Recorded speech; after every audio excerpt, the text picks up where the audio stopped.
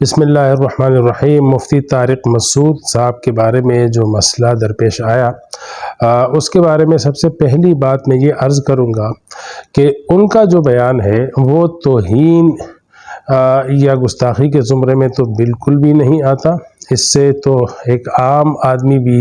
بخوبی سمجھ سکتا ہے کہ مفتی صاحب کا بیان ہی اسی پر تھا کہ نبی کریم صلی اللہ علیہ وسلم کا امی ہونا یہ ان کا ایک معجزہ تھا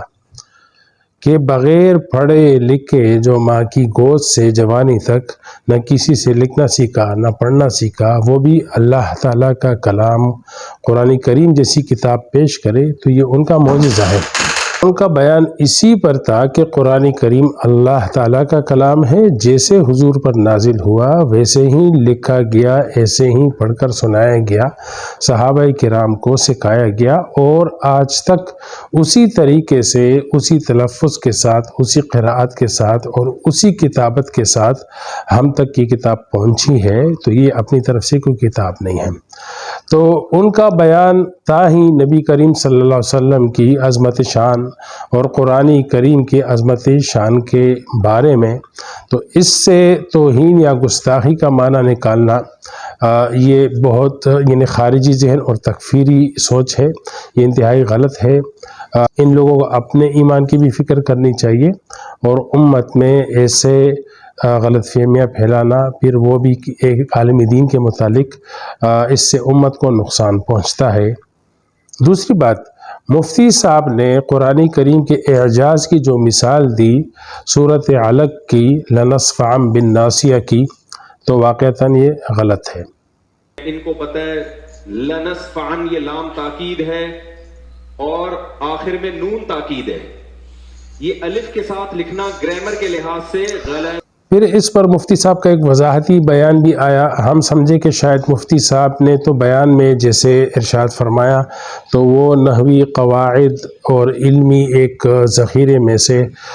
جو اصل بات ہے وہ سامنے لائیں گے، لیکن ان کے وضاحتی بیان سے ہمیں یہی لگا کہ مفتی صاحب کے سامنے یہ پہلو نہیں ہے، یعنی کتابوں میں یا عربی زبان کے ماہرین نحو اور املاء کے جو ماہرین ہیں انہوں نے لنصفعا بالناصیہ کے بارے میں کون سے قواعد لکھے، تو اس سے ہمیں یہی لگتا ہے کہ مفتی صاحب کے سامنے یہ چیزیں نہیں ہیں۔ اور ہوتا ہے کہ بہت ساری چیزیں انسان برسوں پہلے پڑھ لیتا ہے اور پھر بعد میں ذہن میں نہیں رہتا، تو ان کے وضاحتی بیان سے یہ ہمیں یہی لگا کہ جس طرح وہ کہہ رہے کہ ظاہراً ایسا لگتا ہے کہ غلطی ہے، صورتاً لگتا ہے کہ غلطی ہے، حقیقتاً نہیں ہے، تو حقیقتاً بھی یہ غلطی نہیں ہے اور ظاہراً اور صورتاً بھی یہ غلطی نہیں ہے، کیونکہ ائمہ نحو یعنی نحو اور عربی گرامر کے جو ائمہ ہیں وہ اس کے لیے قواعد بیان کر چکے ہیں۔ یہ کہنا کہ حضور علیہ السلام نے لنصفعا بالناصیہ پڑھا اور کاتبی وحی نے اس کو تنوین سمجھ کر الف کے ساتھ پڑھا، یہ بات صحیح نہیں ہے۔ اس پہ اگر ایسا ہوا ہو تو اس پہ روایت بھی لانی چاہیے کہ اس وقت کاتب وحی کون تھے اور ان سے پہلی مرتبہ یا آخری مرتبہ ایسے کیسے ہوا، جبکہ قرآن کریم میں ہمیں نون خفیفہ ایک سورت یوسف میں لیکونا اور دوسرا سورت علق میں لنصفعا یا لنصفعا بالناصیہ، کیا یہ عربی قواعد کے لحاظ سے یا گرامر کے لحاظ سے یا عربی املاء کے لحاظ سے غلط ہے؟ تو ایسا کہنا ہی غلط ہے، عام قواعد کے مطابق ہے، عام املاء کے قانون اور طریقے کے بالکل مطابق ہے۔ اس کے لیے نحو کے اماموں نے اور املاء کے اماموں نے قاعدے بیان کیے ہیں۔ امام سیبوی نے اس کے لیے قاعدہ بیان کیا ہے، کتاب السیبوی الوقف عند النون الخفیفہ اعلم انه اذا كان الحرف الذي قبلها مفتوحا ثم وقفت جعلت مكانها الفا، کہ نون خفیفہ سے پہلے اگر حرف مفتوح ہوگا اور اس پر آپ وقف کرنا چاہے تو نون کی جگہ میں آپ نے الف رکھنا ہے۔ لنصفعن میں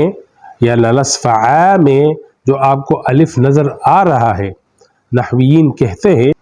وہ نون الف کی شکل میں لکھی گئی ہے۔ اور ابن ہشام الانصاری شرح قطر الندى میں وہ فرماتے ہیں لنصفعن کے بارے میں خصوصاً ان الفعل لنصفعن یوقف علیہ بالالف ویکتب کذالک بالالف کہ لنصفعن اس پر وقف الف کے ساتھ ہوگا اور یہ الف کے ساتھ لکھا جائے گا۔ تو اس سے معلوم ہوا کہ لنصفعن بالناصیہ جو آپ کو الف پر دو زبر نظر آ رہے ہیں، تو گرامر کے علماء، عربی کے علماء اس کو تنوین والا فعل نہیں بتاتے بلکہ نون خفیفہ وقف والا بتاتے ہیں۔ دراصل جو غلط فہمی ہوتی ہے اور پھر دیگر توجیحات بیان کی جاتی ہے جو علمی لحاظ سے غلط ہوتی ہے، وہ یہ کہ جو الف لکھا گیا ہے اس پہ دو زبر ہے، جو کہ تنوین بھی دو زبر کے ساتھ لکھی جاتی ہے۔ تو جو لوگ اس کو تنوین سمجھتے ہیں اور اس کو فعل منون سمجھتے ہیں تو پھر وہ اسی طرح